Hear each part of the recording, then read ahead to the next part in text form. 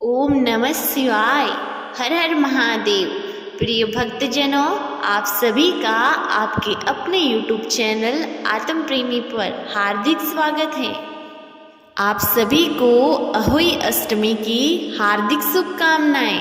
मैं अहोई माता से प्रार्थना करती हूँ कि अहोई माता आपके संतान को दीर्घायु दे, विद्या दे, अन्न धन के भंडार भरे। प्रिय भक्तजनों, आप सभी इसमें अहोई माता की व्रत कथा और अहोई माता की आरती का श्रवण करेंगे, इसलिए वीडियो के अंत तक जरूर बने रहें। और आपसे निवेदन है कि अगर आप इस चैनल पर नए हैं तो चैनल को सब्सक्राइब जरूर करें और बेल आइकन को भी प्रेस कर दें, ताकि आने वाली हर कथाओं का वीडियो सबसे पहले आप तक पहुँचे। आज कार्तिक मास के कृष्ण पक्ष की अष्टमी तिथि है। आज के दिन को अहोई अष्टमी के पर्व के रूप में मनाया जाता है। इस दिन महिलाएं अपने बच्चों की दीर्घायु और परिवार की वंशवृद्धि के लिए अहोई अष्टमी का व्रत रखती हैं। अहोई अष्टमी के दिन पूरी श्रद्धा के साथ भगवान शिव पार्वती की पूजा की जाती है। ऐसी मान्यता है कि इस दिन पूरे विधि विधान से व्रत रखने और पाठ पूजा करने से संतान सुख की प्राप्ति होती है तथा इस व्रत का पारण महिलाएं तारों को देखकर करती हैं। प्रिय भक्तजनों, अब श्रवण कीजिए अहोई अशोकाष्टमी व्रत कथा का।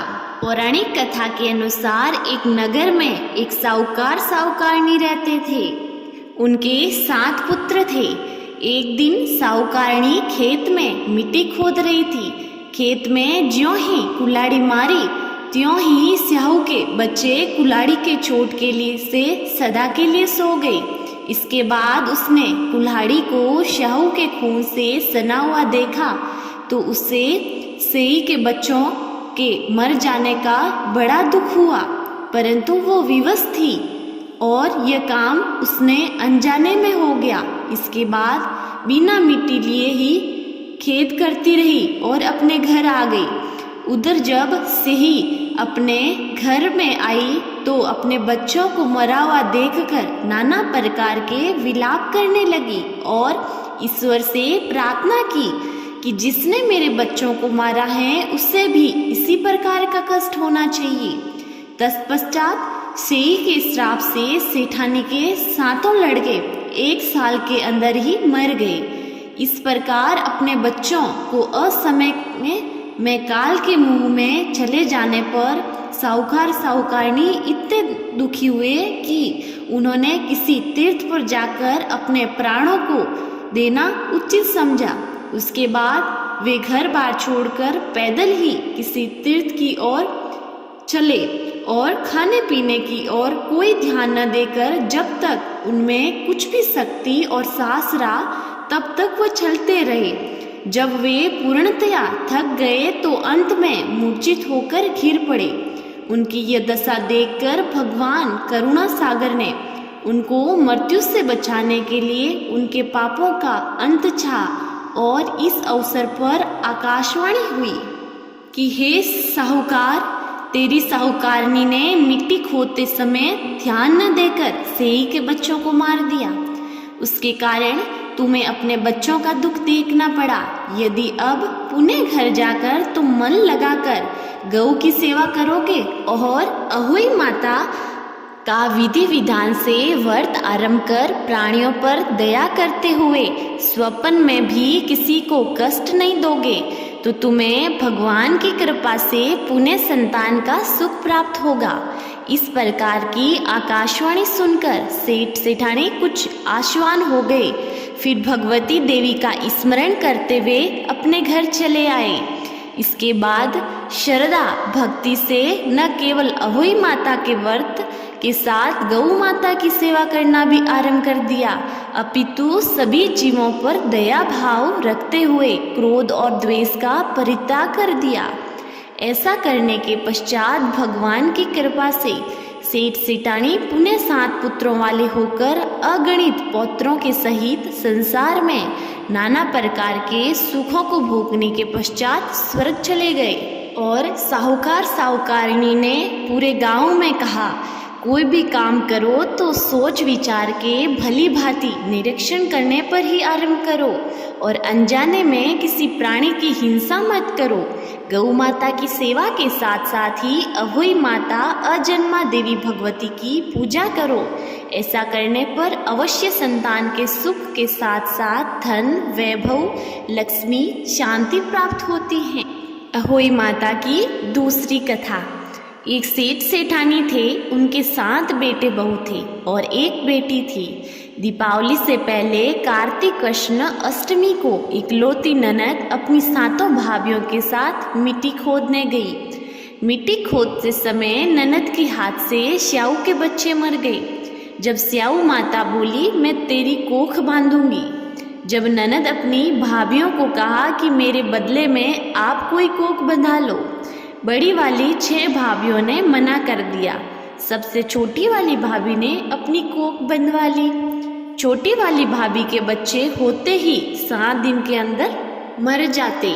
एक दिन वह पंडित को बुलाकर पूछा कि मेरी संतान 7 दिन के अंदर ही क्यों मर जाती हैं। जब पंडित जी ने कहा कि तुम काली गाय की सेवा करो।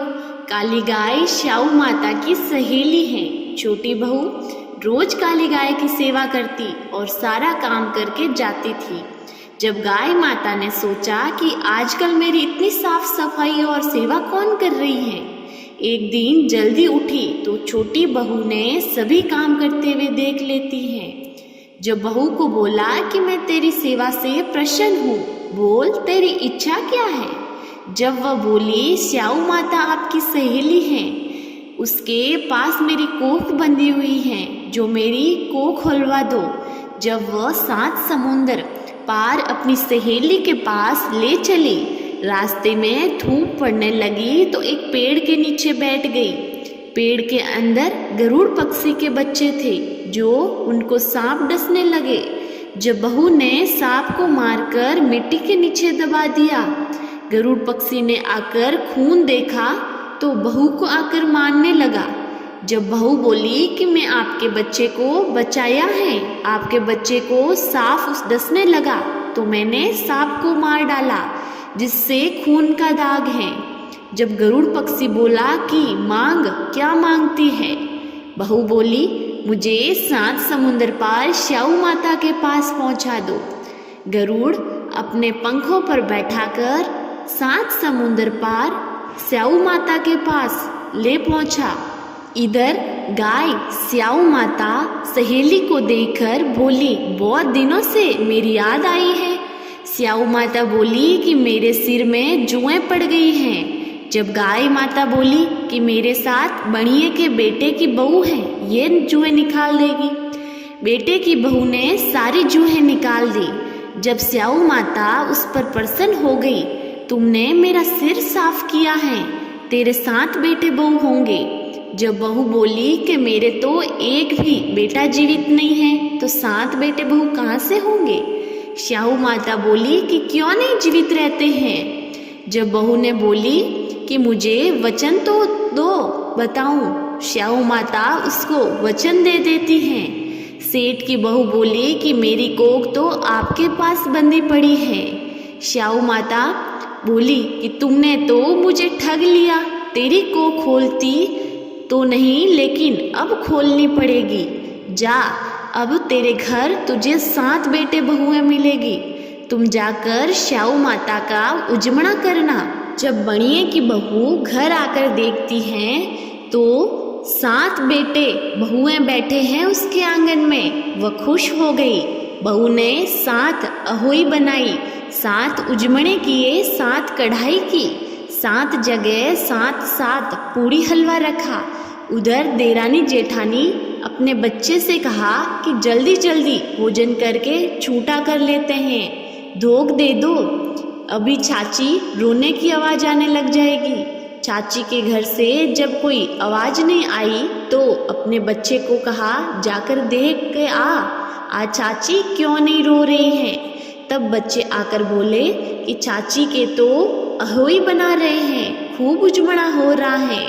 जब सभी देवरानियां जेठानियां दौड़ती हुई उसके पास गई और पूछने लगी कि तुमने कोक कैसे छुड़वाई, बहू ने सारी आप बीती अपनी देवरानियां जेठानियों को बताई।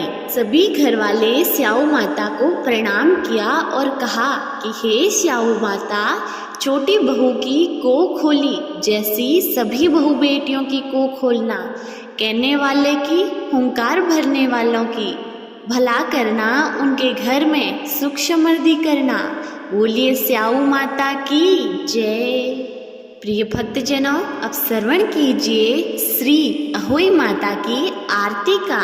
ओम जय अहोई माता, मैया जय अहोई माता, तुमको निश दिन सेवत, तुमको निस दिन सेवत हर विष्णु धाता।